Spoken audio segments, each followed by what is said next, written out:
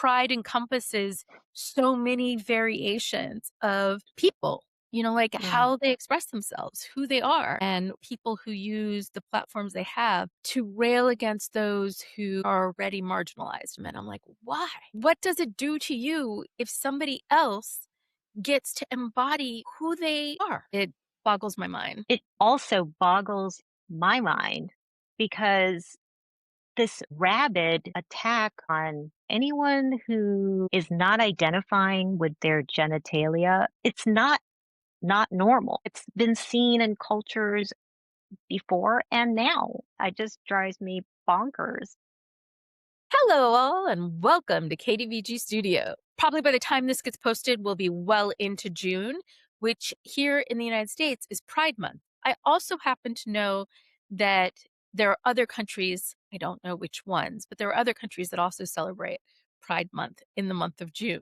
I only remember some of this because I met gentlemen from the US who'd been living in Europe for years and who was organizing the Pride events for the government in Madrid when I was there in 2024.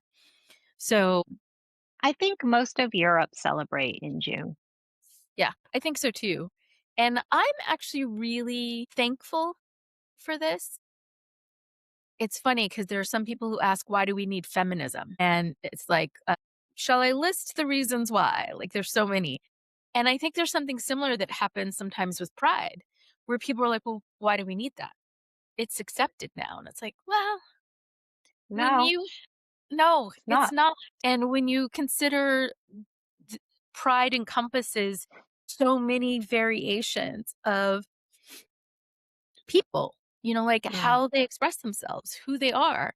Some are more accepted than others. And what comes to mind for me is people who use the platforms they have to rail against those who don't have that kind of platform and are already marginalized. And right now I'm thinking of our trans brothers and sisters. And there are some pretty high profile people who come out against them. And I'm like, why? Why does it even matter to you? What does it do to you if somebody else gets to embody who they are? It boggles my mind. I do recall the woman who played Professor Sprout in the Harry Potter movies was on the Graham Norton show.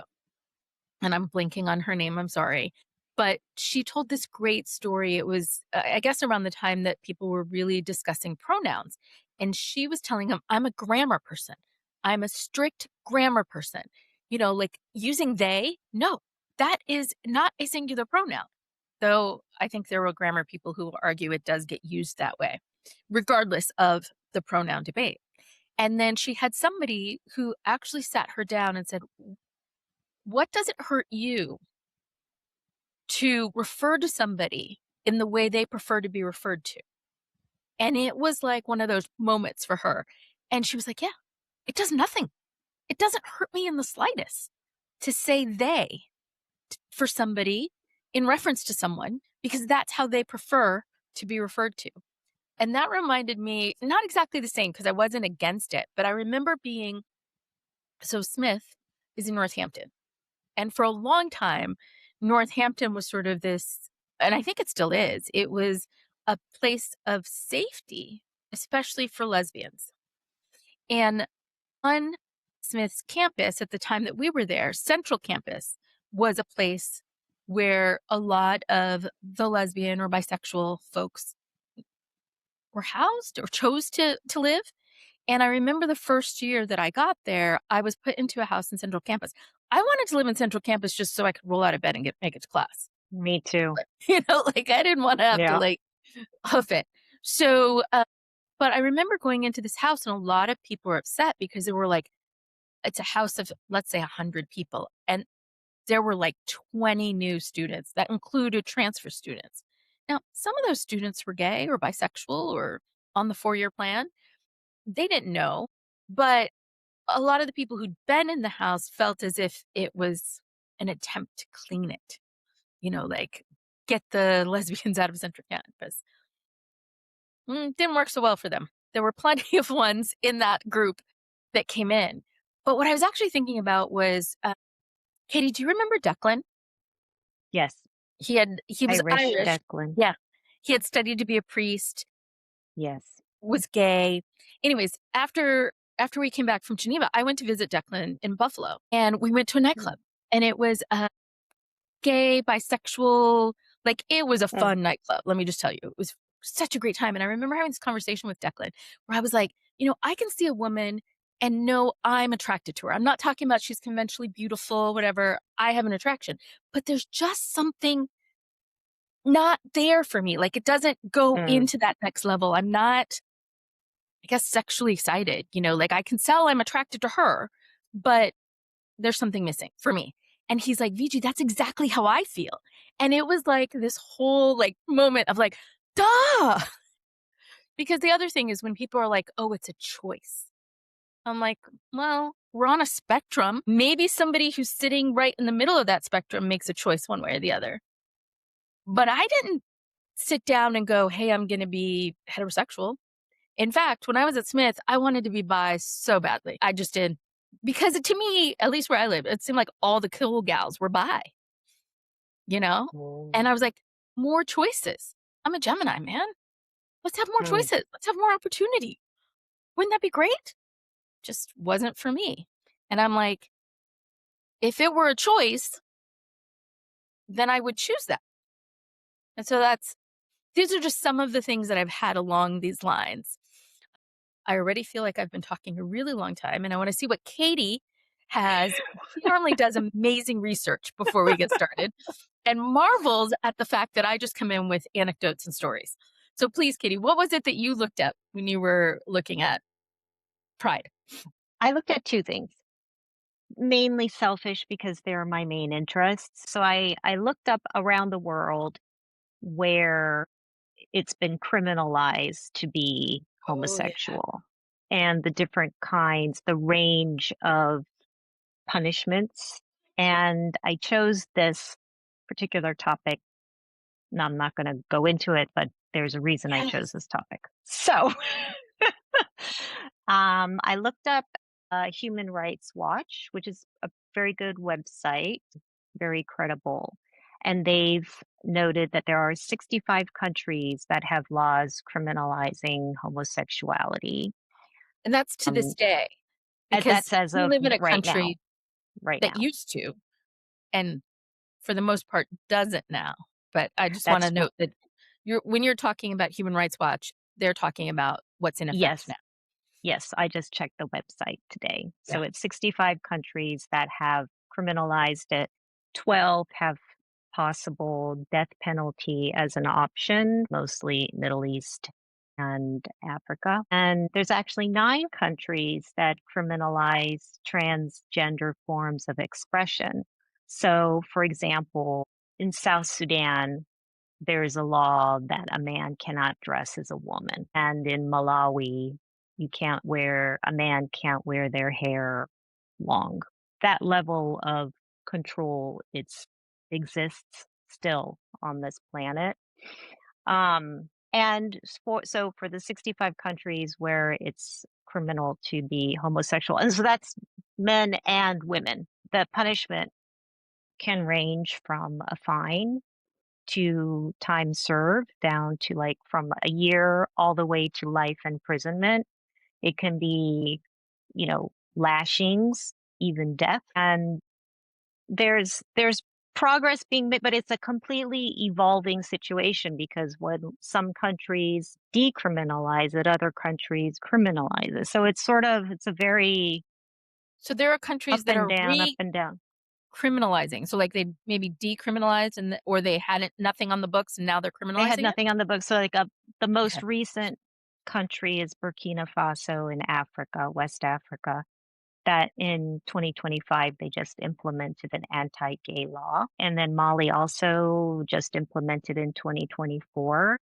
On the other hand, there's some Caribbean island nations that have decriminalized it. So it's sort of recently. So it's sort of fluid situation, basically. It's fascinating to me that any Caribbean nation would have had it be illegal just when you consider the history of whether it's the pirates, because the pirates had very liberal ways of looking at some of those things, and the long sea voyages that you had partnerships that developed. And again, this is me reading history and learning about it, but there's actually famous female pirates who were in a committed relationship and they worked out of the Caribbean. So it's interesting to me. I understand it happens, but it's just interesting to me that considering that other element of history, it Well, existed. and that brings me to my next topic that I looked into because I'm very interested in gender. And I'm actually starting a month-long class on Monday on gender and archaeology specifically. So I've been doing a lot of readings on gender theory and applying it to material culture and studies of past cultures.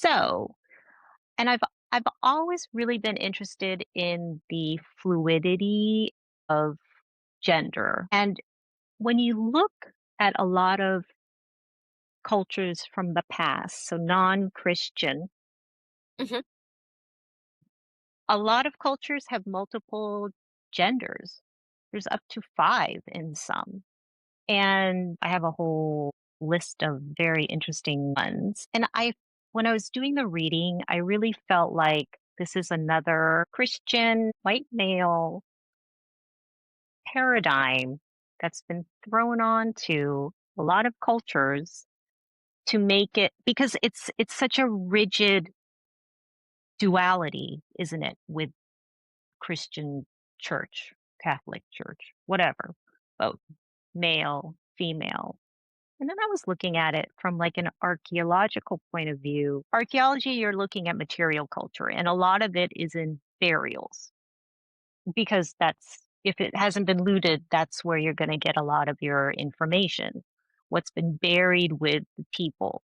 And, archaeology itself has its own gender bias because it in the past, and it's coming out of it now, but in the past, it's been white European males that have been the archaeologists or the anthropologists.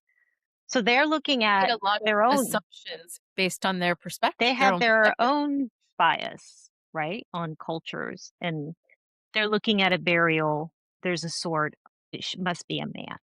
Then they do DNA analysis, and the skeleton turns out to be sometimes a woman.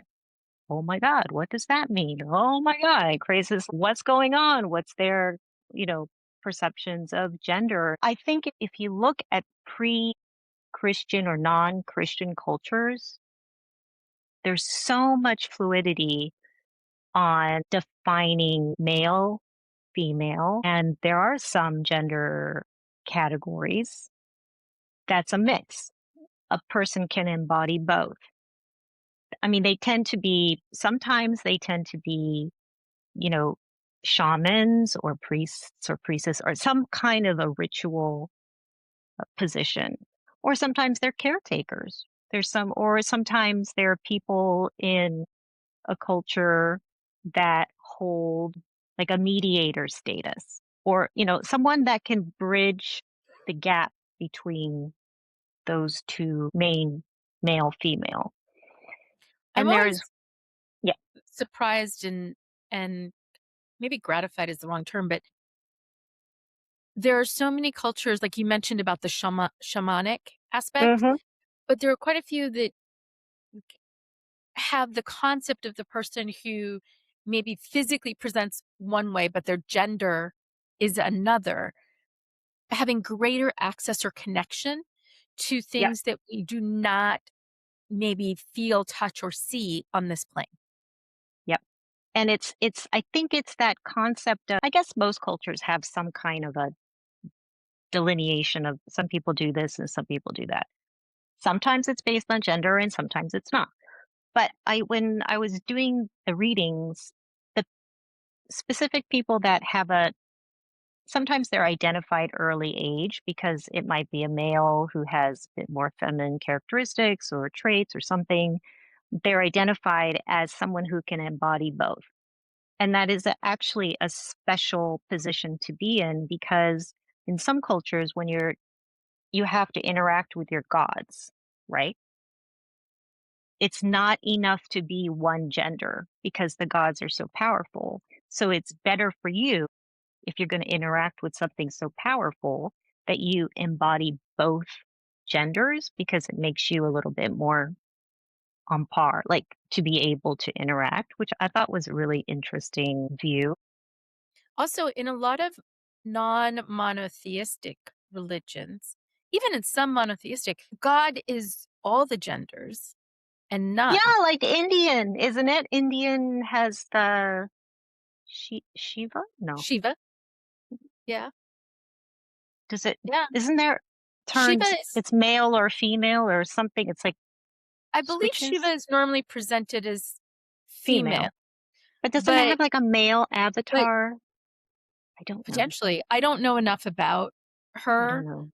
or them to speak to it, but I was just thinking of the Indian pantheon has multiple genders. One of the reasons I gravitated, for example, to the Universalist Unitarians is the first Universalist Unitarian temple I went to, and I call it a temple rather than a church, though they're often called churches. They talked about how when they said she in reference to God, it was S slash E, meaning Mm, that God mhm, embodied both and was really neither one or the other. mm, mhm, And I just loved that concept. They also talked about how God the one God was all gods and all gods were the one God.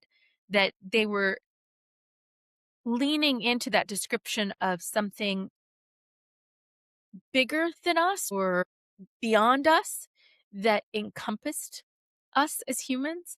mhm, And I just loved that concept, having grown up Catholic, where it was always he. mm, Concept of I mean, even if you're talking about Jesus as a representation, the man was from North Africa, Western Asia.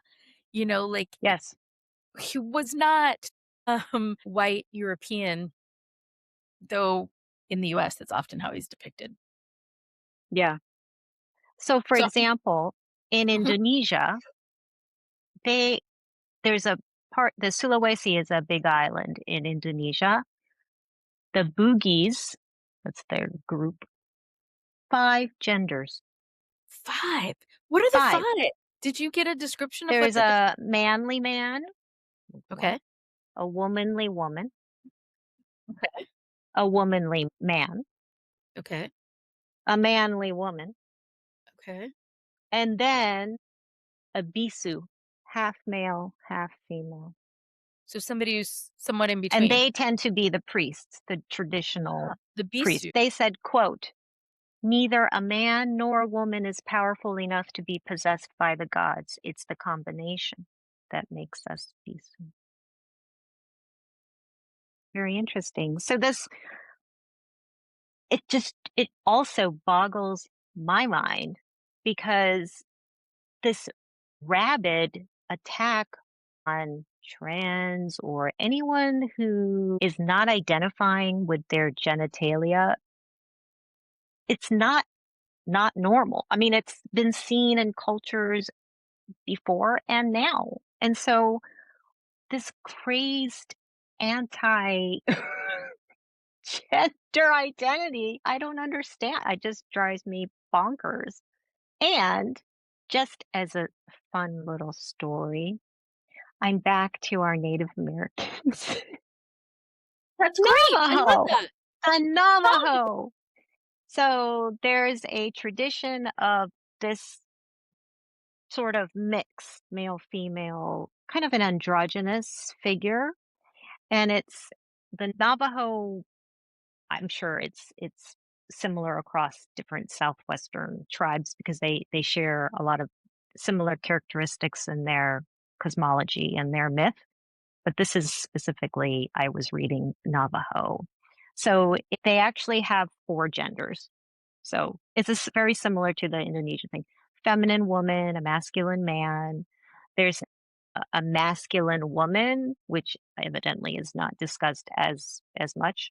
Then there is something called a Nadlihi, which is someone who moves between masculine and feminine and embodies and combines both. So, in part of their creation myth, there was the first man and the first woman, kind of like a Adam and Eve kind of thing, I guess. And their first two children were these twins, both of them Nadlihi. So they both embodied male and female.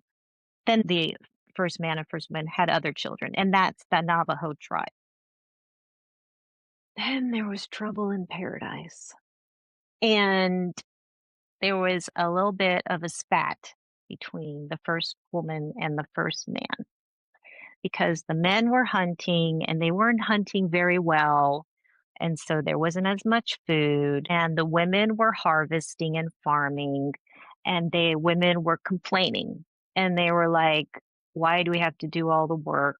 Blah, blah, blah. And the first man The more heard things change, the more they say the same. exactly. I was just, when I was reading this, I'm like, 100%. Then the first man overheard them and he got really upset. So he went to go pout. And everyone was really worried because he wouldn't come out. They asked one of the Nadlihi to come over and talk to him. And so this person went in, she went in, and the first man said, well, this is the situation, and I'm thinking of taking all the men across the river. So basically a divorce, separating men from women completely. And he said, "Would you be able to cook?" So this Navihi said, "Yes, I can cook. I can make a meal, and here's your meal." And the first man thought it was really delicious. And then the first man said to the Nadlihi, "Well, if I took all the men over across the river, would you come?" Because she could go because he's male, but he also does female work, so you can kind of go between. And he said, "Yeah, I could come with you." So the first man's like, "Okay, let's all go." So off they went across the river, all the men. Well, suddenly, okay, be aware this evidently was like their male oral history givers. So there's a little bit of a slant here. So the hunting suddenly was great. And then the women were complaining across the river because they don't have enough to eat because they weren't tending to the crops. They were just fooling around, being idle. Please. I found That's that very really hard hard to to believe. accept. Exactly. I found I that find that very really difficult to hard. believe. I don't think Mhm. that's true, but whatever. So anyway, and so the men started talking to each other on that side, and they said, "Well, maybe we should let the women, go back to the women." And the first man was like, "No, we're doing just fine on our own." But I think the rest of the men really wanted to go back with the women, and they asked the Nadlihi, and the Nadlihi was exhausted because he's doing all the women's work. So he's like, "Yes, I think this is a good idea that you go back and, merge together." And so that's what they did. So I think the story is a little bit male biased, but so I'm sure there's other variations of this story. But I think the idea is because in myth, I really like myth. It's basically giving the value of diversity and different kinds of people and cooperation. It's kind of like it's a story to show an ideal of behavior more basically. But Nadlihi exists currently. Yeah. Hmm. Well, it makes me actually think of, I don't know why, but there's a guy that I've been following for several years on Instagram, Mr. Williams Pre-K. And I started following him when he was a pre-K teacher because he would have funny stories about being a pre-K teacher. But he's gay. He's he grew up in Indiana, which I have a number of friends from Indiana, and they have described it as fairly conservative American. And he's Puerto Rican. He's of Puerto Rican descent, which I did Oh, not know when I first started following Mr. Williams. I will just note that Bernie Williams, famous Yankee, also Puerto Rican. it's interesting because that's a Welsh name, Yeah, and they're not Williams. related as far as I have any knowledge of. They don't look anything alike. But Mr. Williams pre-K in the modern time is doing like funny skits on Instagram. And one of was it started as there were ramped ups of male legislatures across the US enacting laws that impacted women. Like they were telling young women not to track their periods because if they needed a medical procedure that they might not be able to get it because somebody might be worried that what they were trying to do is get rid of a pregnancy. So like this is real stuff going on. Anyways, I want to get back to Mr. Williams because he's like, you hetero guys out there are really messing up. And I think it might be time to reinstitute lavender marriages. And let me just tell you, when those ladies come our way, they're not going back to you because we do facials, we do manis, we do petties, we also cook. And, Mhm, if she wants some snuggles, I got no problem with that. mhm, I may have mhm, who I'm in love with, but I got no problem snuggling. Like she wants some of this loving, I'll abide. And he just he's funny. He cracks me up, but mm, he was also talking sort of similar to that story of like, Nadlihi who's like, dudes, I'm going with the women because mhm, y'all are messed up and I'm gonna support them in whatever they need. Um, and one of the first things I saw where he talked about being gay was he would paint one of his hands with nail polish when he was a pre-K teacher. And I guess there were some people who had problems with that. And I think at oh this my time he God. was somewhere in Pennsylvania. So he wasn't even still in Indiana. And it's like, why does nail polish? And the first time I saw him, it was yellow nail polish. So it's not even like, I don't know, like he did a French tip or something. It was like, I mean, I could see a little kid coming up and putting but I guess some parents were upset because little boys wanted to do it too. And he's like, and it hurts what? It's nail Yeah, polish. yeah. It's a way to express yourself. But anyways, I love him talking about lavender, bringing back lavender marriages. And for people who don't know, I'm imagining most folks watching us do, but a lavender marriage during a time and in places might still be happening where homosexuality was illegal. You would have people of opposite genders who would marry each other and but they would allow their partners to live the life that Mm, they wanted to live and they would provide cover for each other. And sometimes both people were homosexual, sometimes only one person was. And the other I person wonder just loved why them. it's called lavender. I'm not 100% sure. I think Hmm. lavender was a color that was associated with effeminate men, Oh. I think.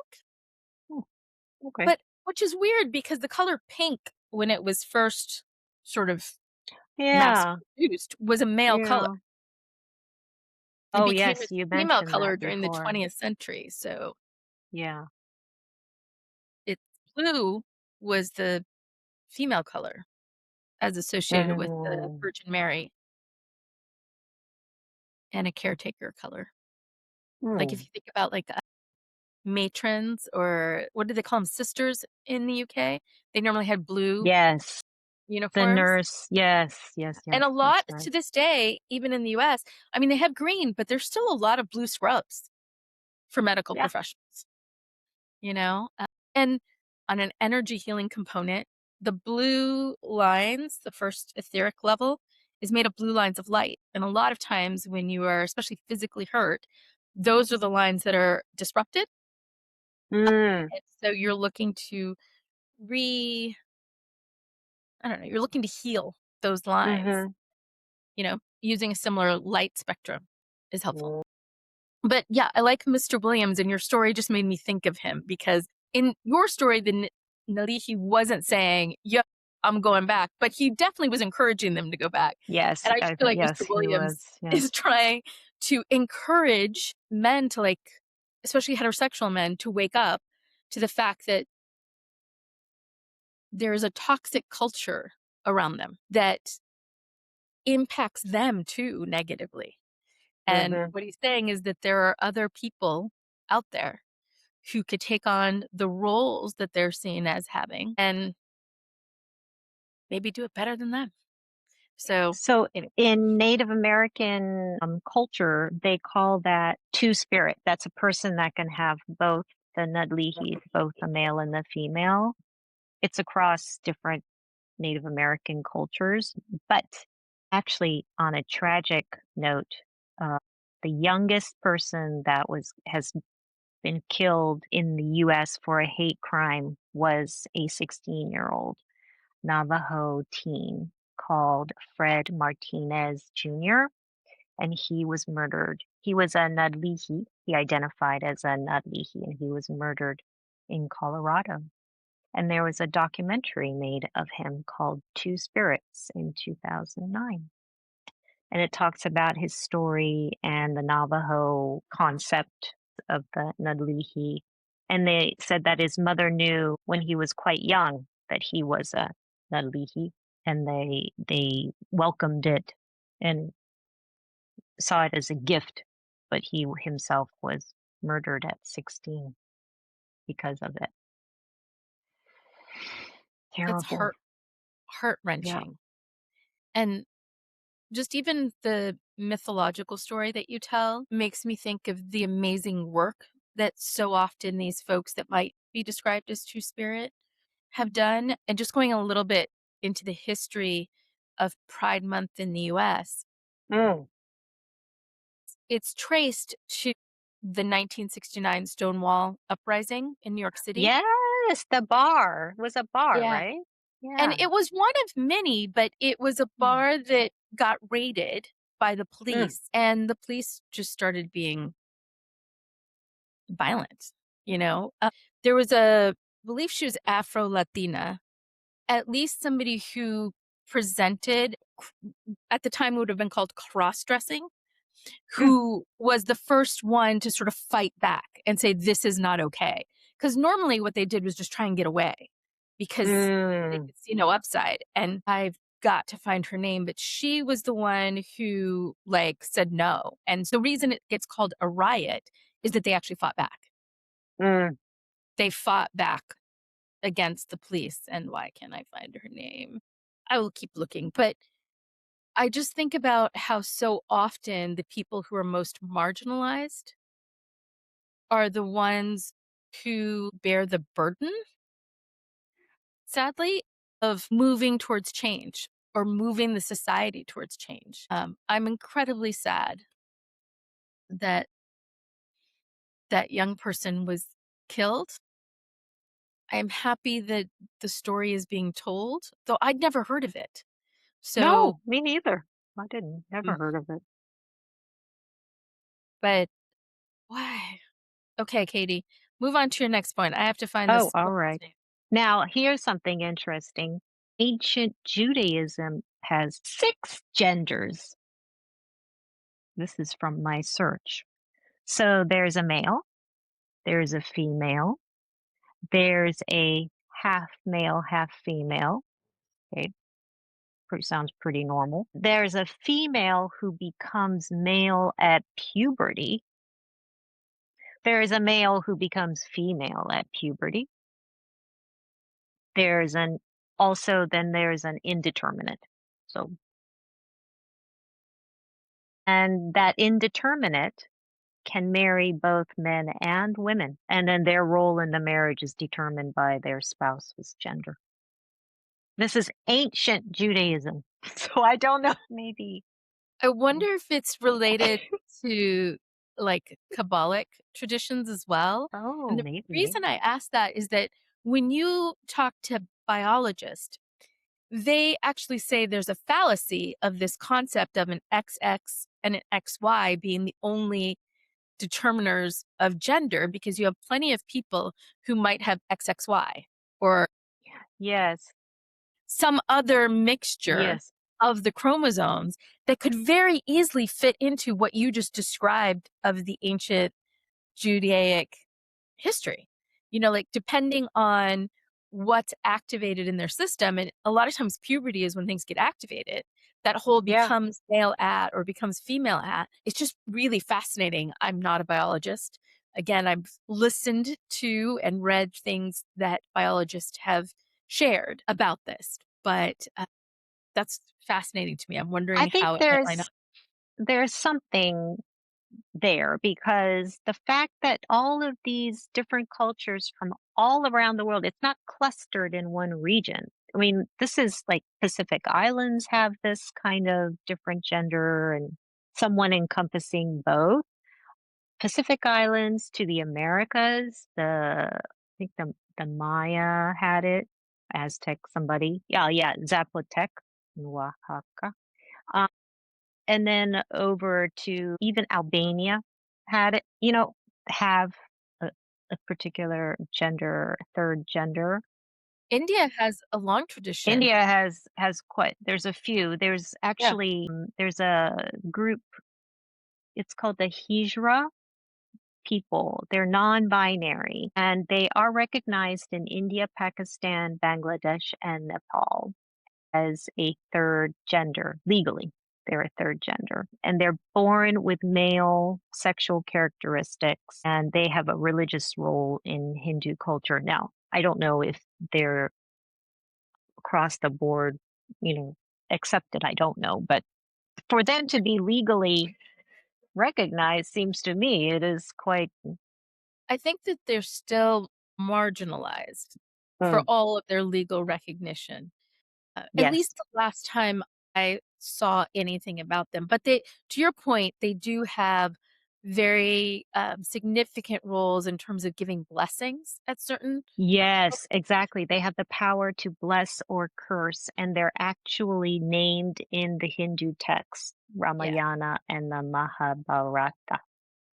So, yeah. So, but their modern existence, when I talk about them being marginalized, though they have this role within the religion, I think in hmm modern culture, there, and maybe it's changing, but the last time I saw anything about this, even coming from folks in India, they were still somewhat marginalized from sort of modern society. mm, Uh, mm. I found the name of the people I was thinking about. Marsha P. Johnson and Sylvia Rivera were two of the major figures that kind of came out of that Stonewall. I have a hard time calling it a riot. Stonewall fight back. You know, what's interesting is that they began the charge, but like so much in this country, a lot of it was taken over by the white homosexual men to move the fight forward. But they were the ones who were part of the original fight back. And they Mm, continued, from my understanding, they continued in that process going forward. They just were not for a long time, I think, as recognized or lauded. mhm. Like again, I don't recall in history them teaching us very much about the history, even modern history of homosexuals. I mean, you learn a little bit about like people like Oscar Wilde, who was like, because there was a court case against him. But That was tragic though, because there was an article I read on about his grandson hmm, who lives in Paris because the family fled to Paris after his trial and changed the name, changed their name to the mother's maiden name. For quite a while, Oscar Wilde was the toast of London society, and then he fell in love with Lord Alfred something and then got in trouble and then charges were brought and then he became a total pariah. disgrace, right? And then the family had to move and And the he was a disgrace and was, like, ostracized because he wasn't willing to keep it quiet. Like, he was oh, that I out. don't know. I don't know. The I don't reason I that he think I was mean he was very in love with that Alfred guy for sure, mhm, I think. But the article was about his grandson and his it was interesting because the grandson said, yeah, I used to walk with my dad through London and I'll see Oscar Wilde's name. I'd say, "Oh, is that my grandfather?" And then they'd be like, "We don't talk about it. We don't talk about it." And it's like, it's mind blowing because I was like, but it's Oscar Wilde. Why would you not be screaming from the top of your voice that I'm related to Oscar Wilde? Like I would be, but they just went, it was so traumatic for them, I guess. I'm thinking about, like you just said, I would be ecstatic, like that's part of my history.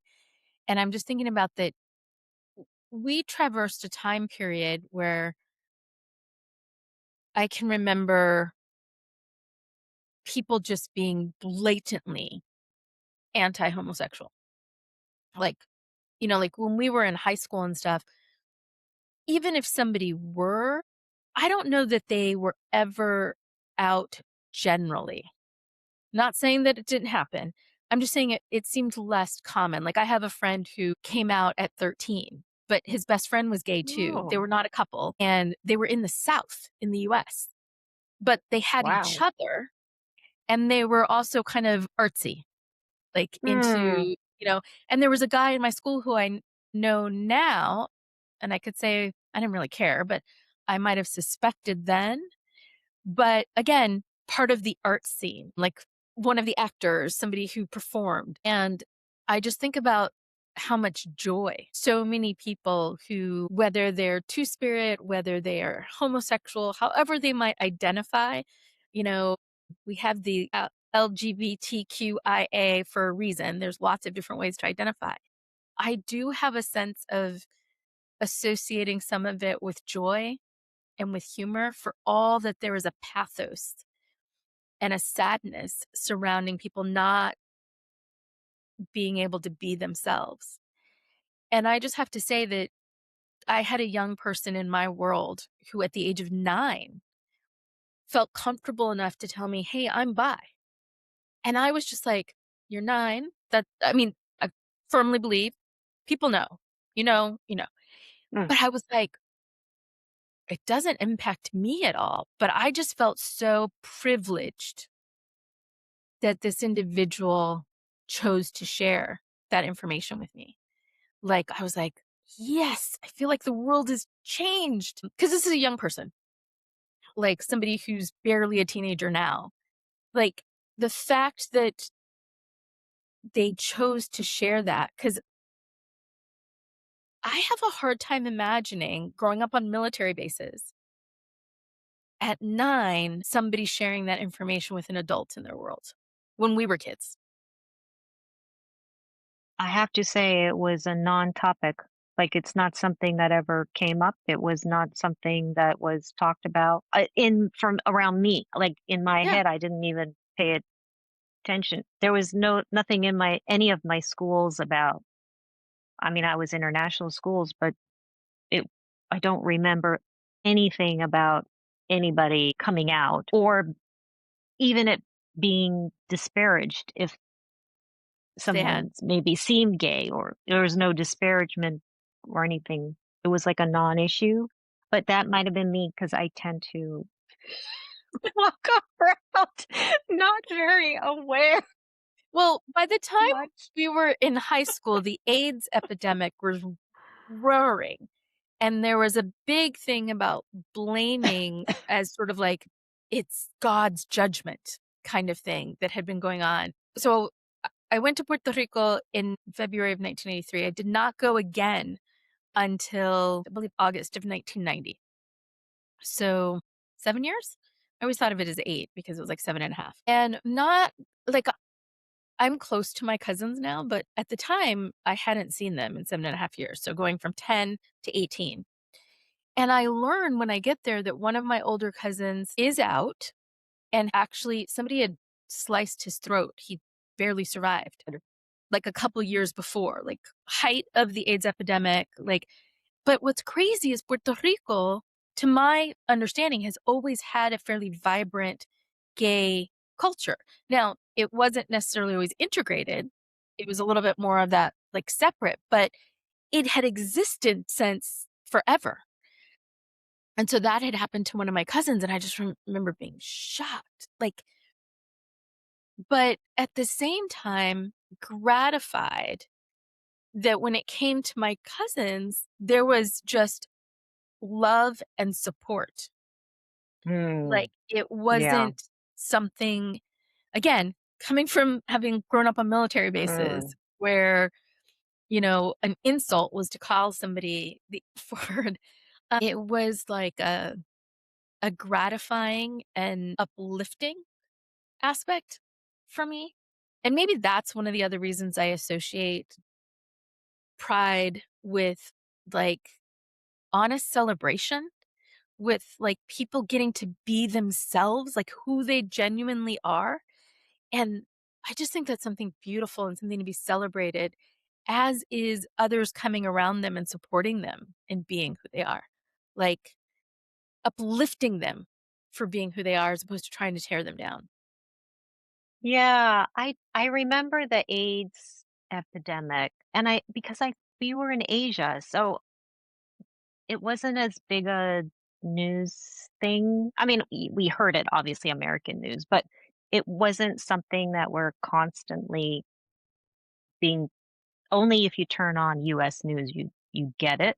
So, and, like, Japanese society, Korean society it was very male. So it's not I don't think there was a lot of talk of homosexuality and stuff.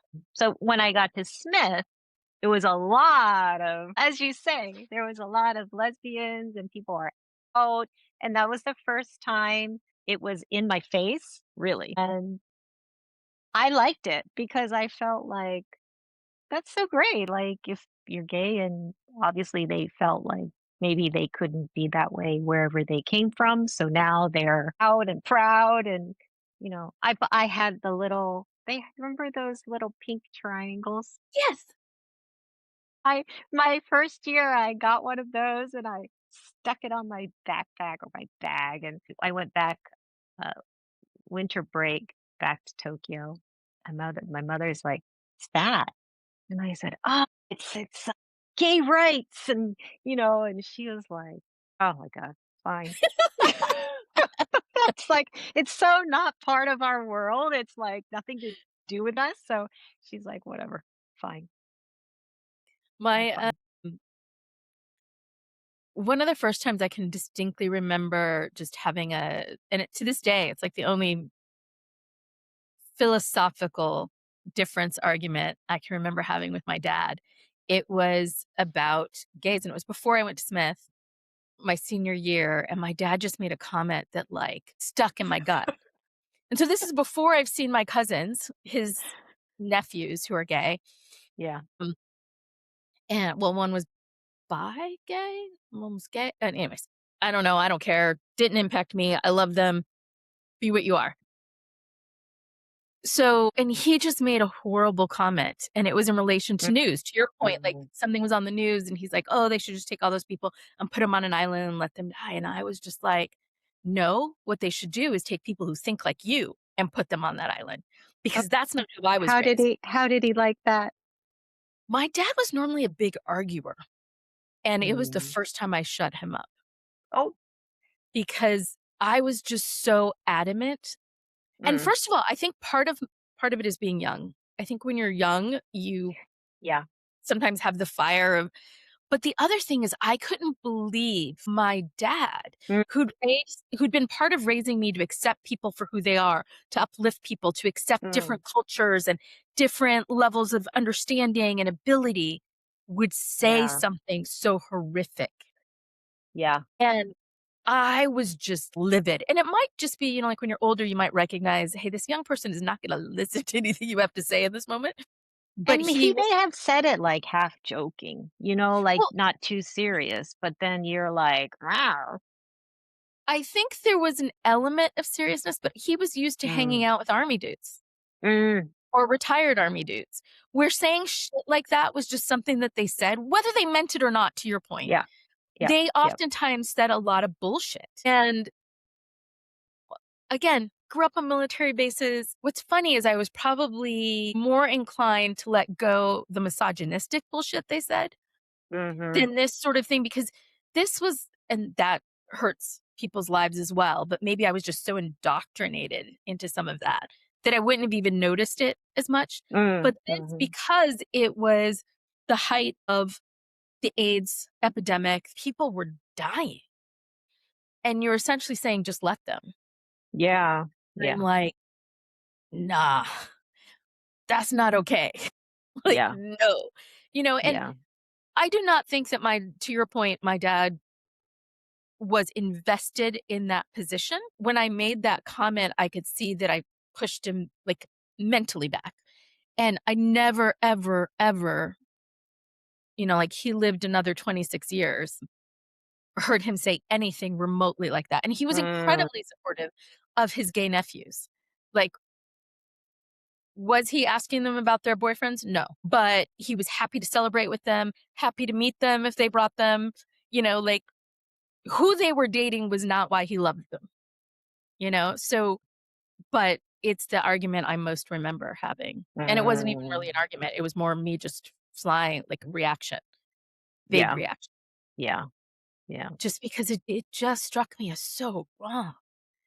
Like, and I there's bet so he many, realized it was wrong the minute you reacted, because I suspect it was just off the cuff, not yep, much thought into it, and all of a sudden you're like, "No."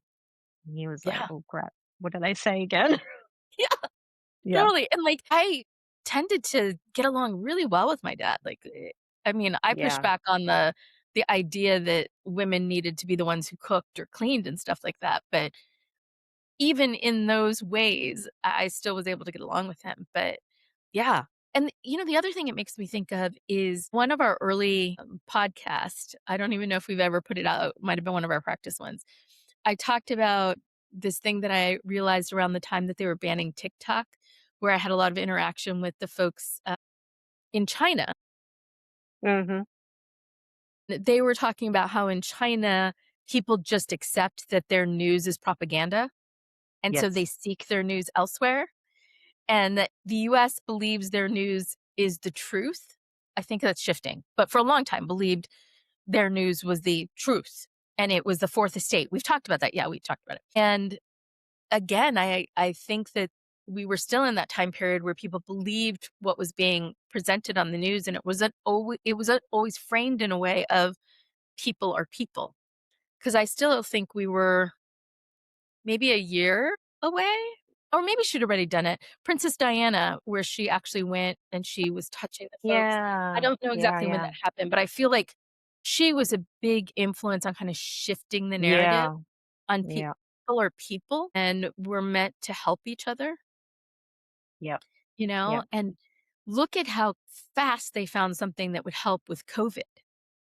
Mm, What if they'd put that kind of effort behind AIDS? yeah. But I It's want to talk. amazing. You can have HIV now, but be okay. You just take Yeah, medicine. you take That's medicine like amazing. many other chronic conditions.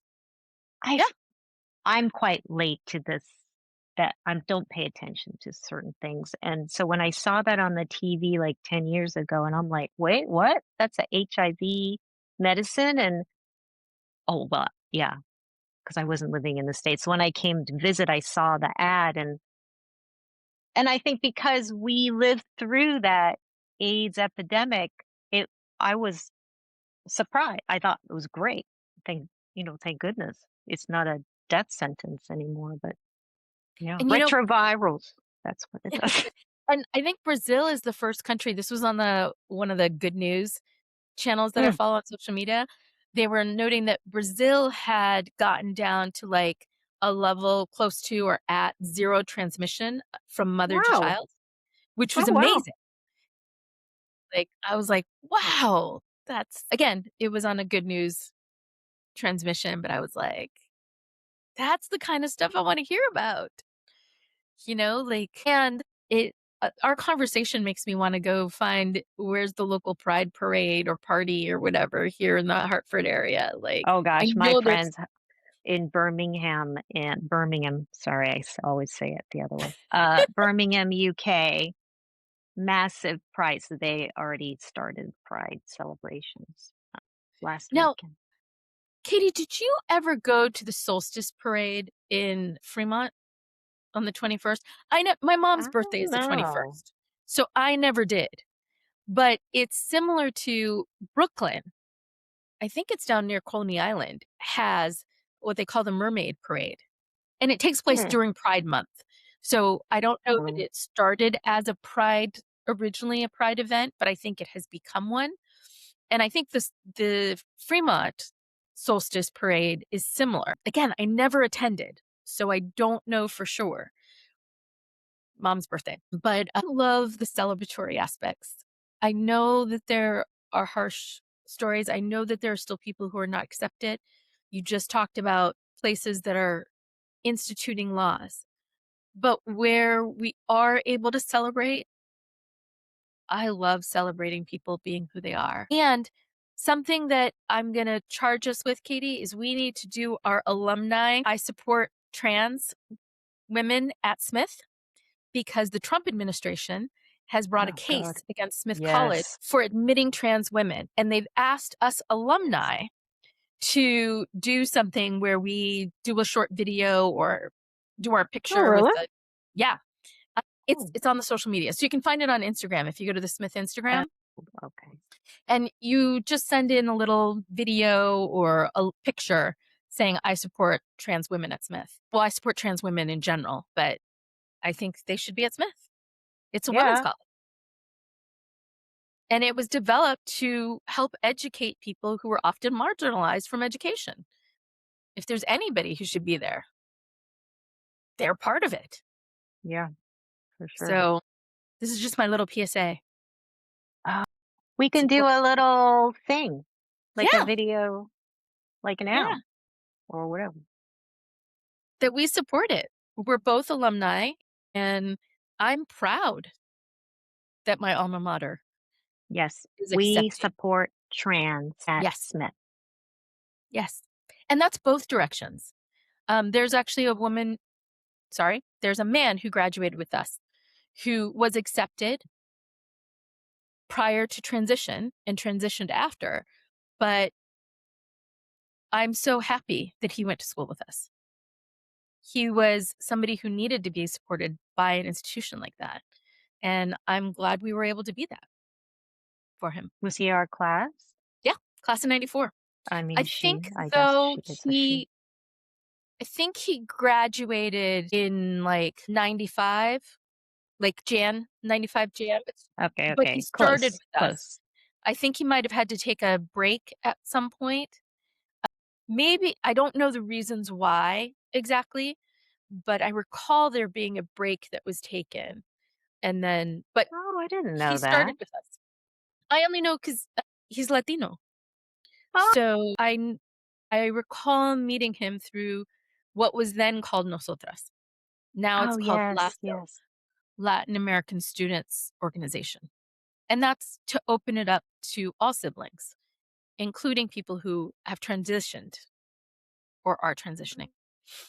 Oh, that's great. I didn't know that we had any trans people during our year, He was during our year, though he didn't transition during school. I think well, he was beginning the but he identified as a process. woman Yes. anyway. So No, no, he identified as a man. So it was sorry, other born way. Okay, other yeah, way.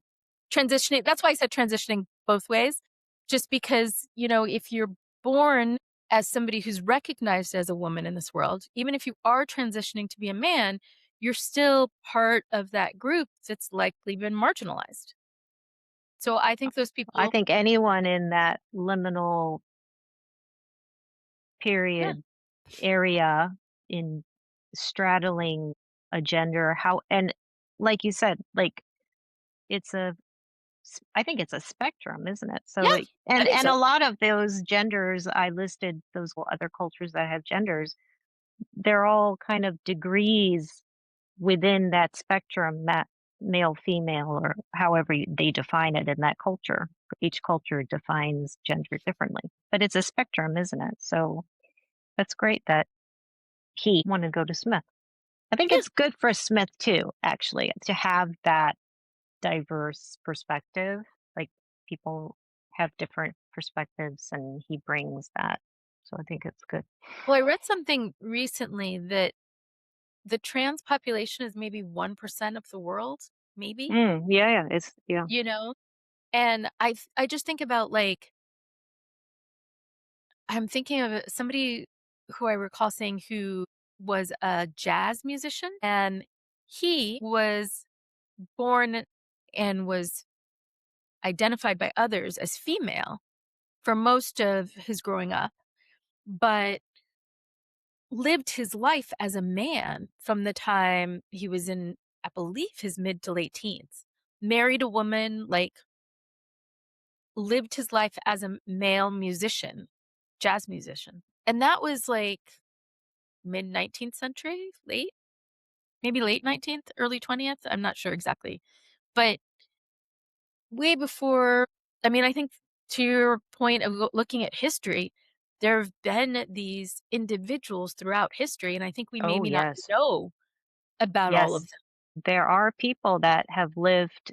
I mean, I have a few examples. There was just to throw it out, there was Uh-huh. a French spy and a soldier and a diplomat under Louis XV. And he lived both as a man at certain points in his life and as a woman.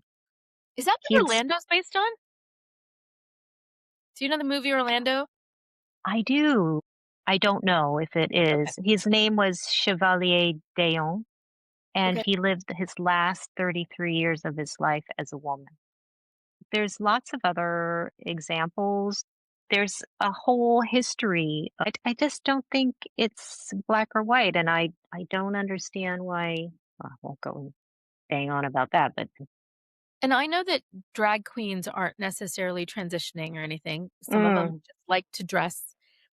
But I will tell you what, if I had little ones, I would love to have a drag queen reading to them. I think that would be awesome. Or a drag king. And I would how probably come feel there more. are no drag kings? I think there are drag kings. I Are just there? don't think they're like most things in our world. I've I never don't seen think one. that the female to male version gets uplifted. Mm. But I have actually heard of drag kings when I was in New York. I Oh. can't say that I ever went to a show. I just recall hearing that they existed as well. Oh. But at one point, there was this thing where they in the New York City public libraries where drag queens would go and read books, and there was a Oh, big out, really? yeah. And I was like, "Oh my god, that sounds amazing! I'd love to go and listen to a drag queen read a book," you know. And what was fascinating to me is that people were like, "Oh, that's so scary." And I'm like, Why? when you look at the number of pastors and religious officials of all different stripes who have actively been found to have hurt children and compare that to the number of drag queens who have, it's like heavy on one side and very light on the other, I don't understand what is the threat of because like their lifestyle is contagious. I guess. Because they're trying to recruit. I They're bet trying you to recruit kids young, would prefer drag queen because right? they're theatrical, and I think Yes. they would listen to the stories better, actually. I've only So, been to one drag show. It was early on in my tenure in New York City, and it was at it was the same time I very first tried Peking duck. It was at oh a Chinese yes. restaurant, Hmm. and Yes. it was fun. It was funny. Like, I think to your point, it's theatrical. It's fun. Yeah, it's theater. That's what I mean. Right. And I Yeah. don't know about you, but me as a kid, I'd be happy to go sit and I think listen kids to would it. love it. I'd Yeah. go do it now, but I think as a they'd kid, I listen loved it. better. Yeah. Yeah. Yeah. I love that kind of stuff. I love the color and variety. And I also love the people who are just quietly who they are. Mm. They're just, like they are who they are. I think for me, so I have quite a few very good friends who are gay, and I've always been kind of not drawn, but I find them very because they have to go through a transition. Not in their head, they have to figure out who they are and what's going on, and in a culture like ours that is based on this Christian Protestant Patriarchy. duality, and to fit into it. And yes, there's June Pride, and yes, there's, people supportive, but there's also people not supportive. So it's, it's a decision to come out, I think. And I find a lot of gay people, and I don't want to broad stroke it, but are more aware, like self-aware and kind of thoughtful. And I tend maybe that's why I'm friends with there's a group that I'm friends with, but I have a friend, one of my best friends, and I didn't know he was gay until he came for 2 years. And then he came out and I was like, "What?" It's like because sometimes you feel like you can tell, right? And then sometimes and this one was out of nowhere, like completely out of nowhere. And we were having lunch and he was like, "Yes." And because we were work friends. And I'm like, well, thank goodness, because I the only reason it came up was because I had never heard about his personal life, and I don't pry unless someone wants to tell me, I'm not gonna really ask. I mean, I am nosy once, you let me in, I'm very like, "Mer." But and I had said something like, "Oh, I wish, you had someone to take care of you," because I always thought he was alone, and then he was like, "Actually, I'm married." And I was like, what's happening right now? And I said, thank God, because now I don't have to worry about you. So then I met his husband. But yeah, I had no idea. It's funny. It was I'm funny. I'm similar to you in that I don't tend to pry or ask. Like if people share, they share, and if they don't, and I remember when I was working at City, the guy who sat next to me, everybody would always ask me, "Is he gay?" And I was like, "I don't know." I mean, he goes to Fire Island, he goes to Florida, he's always with a bunch of dudes, but I've never asked him because it has nothing to do with me. I like him. Exactly. He's my queue mate. So if you want to know, you're gonna have to ask him because I don't know. And either way, he's my buddy. And then to your point about like not being able to tell, you remember Gibby Yeah. from Western Wireless? So Gibby was my work husband, Mm, like yep. totally. And very out, had always been out. So to me, it was very obvious that he was gay.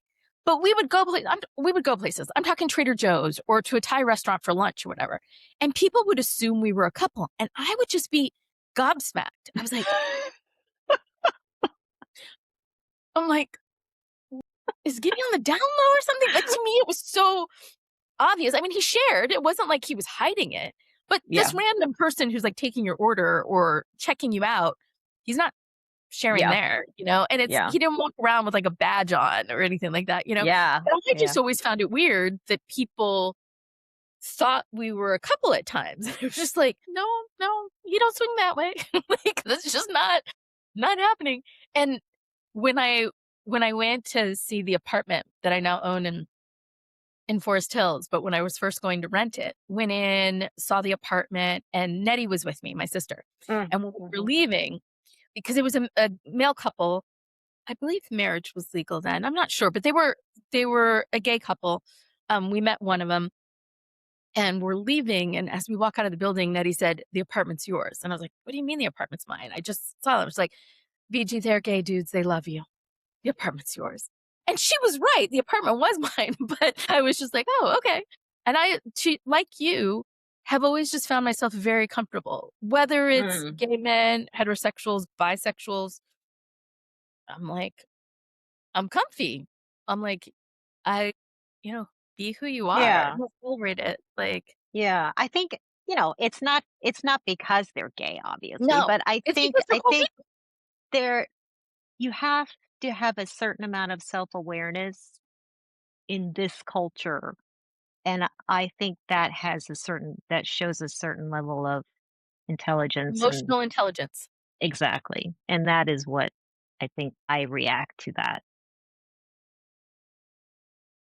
Yeah, Yeah, me too. But yeah, funny. there is one guy who I did not know, somebody else at City, who I did not know at first. And oh my God, his husband is they're both gorgeous. absolutely gorgeous men. But when I first met him, he was not married. I think he might have been, I don't know, even know if he was dating his husband. But, and all the women were like gaga. And it was another situation where people were asking me, is so and so gay? And I was like, could be. I don't know.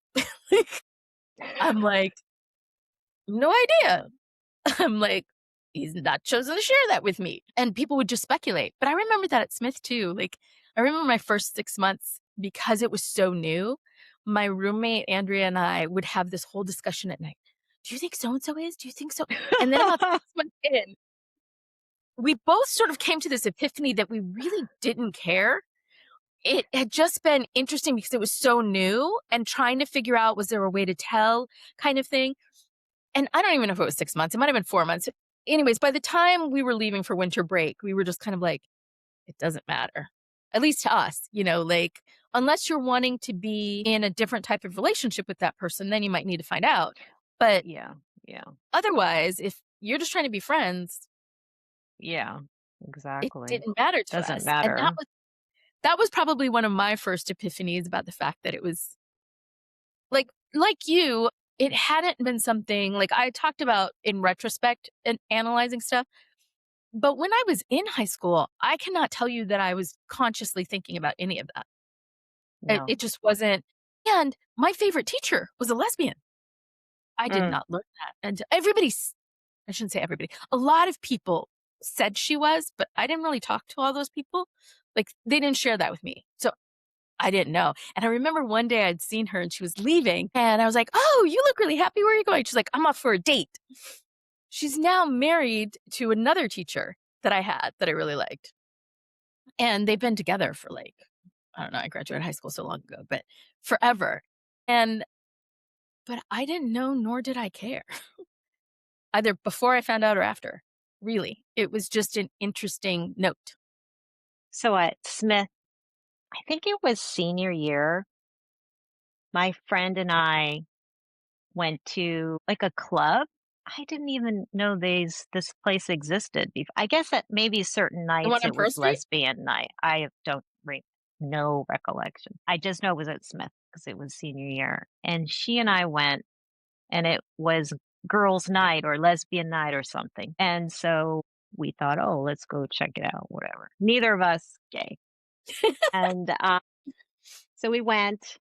Oh my God. They were all over her. This is Jen, by the way. I Okay. can say, Okay. I can say. And she was just like so popular at this bar. I don't know if she remembers this. I remember distinctly because no one hit on me. Nobody. Really? And yes, and everyone's just like all over her. And she's just not, she was nothing, they weren't doing anything. We're all just dancing. But they're like buying her drinks and like, oh, I'm gonna dance with Jen. And I'm just like, what the heck am I? Yeah, nobody hit on me the whole night. I was very disappointed. I wonder if Jen remembers. That'd be I interesting. I remember. wonder if Jen will comment on whether she remembers. I have a Remember. memory of, I this was was actually annoyed. first year, and, but it's a different kind of thing. She was gay, like, very much a lesbian, long blonde hair, large breasts, like, she looked like some dude's fantasy pinup, but a lesbian, a very well-known lesbian on campus kind of thing, though she was our year, so maybe it was later, I don't know.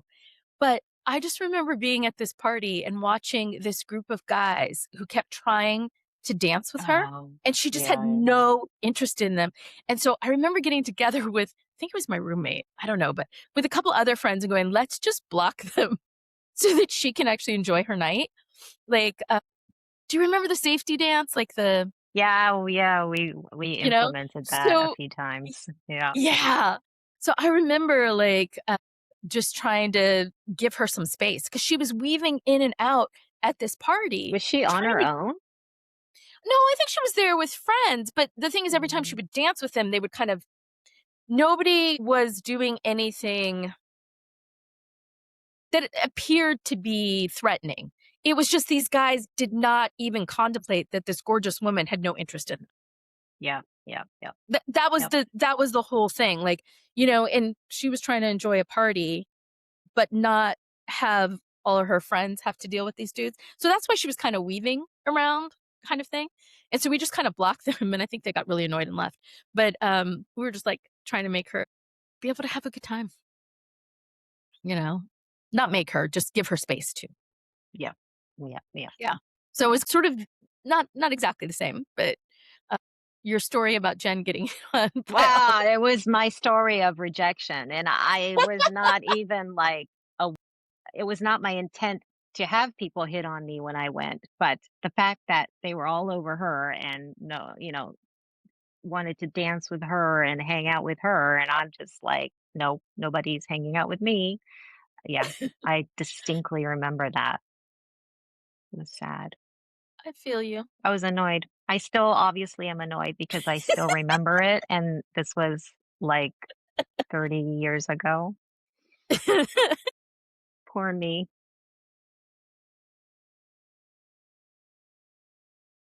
Would you like to summarize now?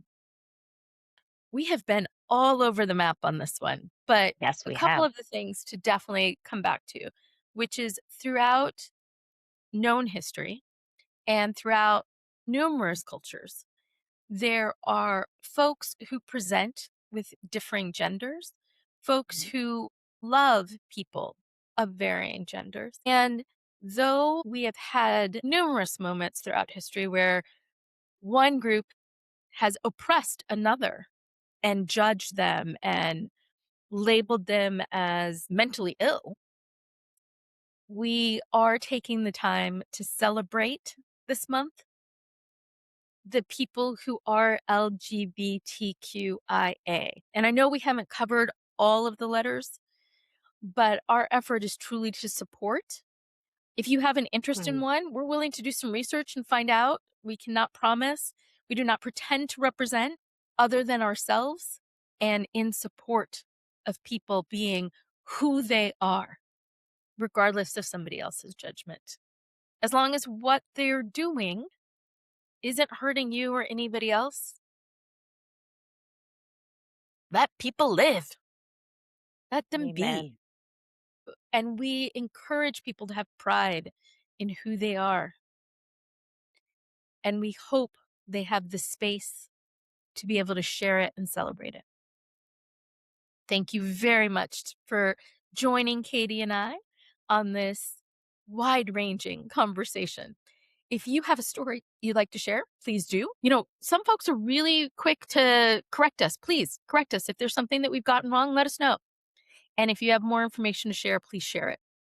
Thank you. Thank you.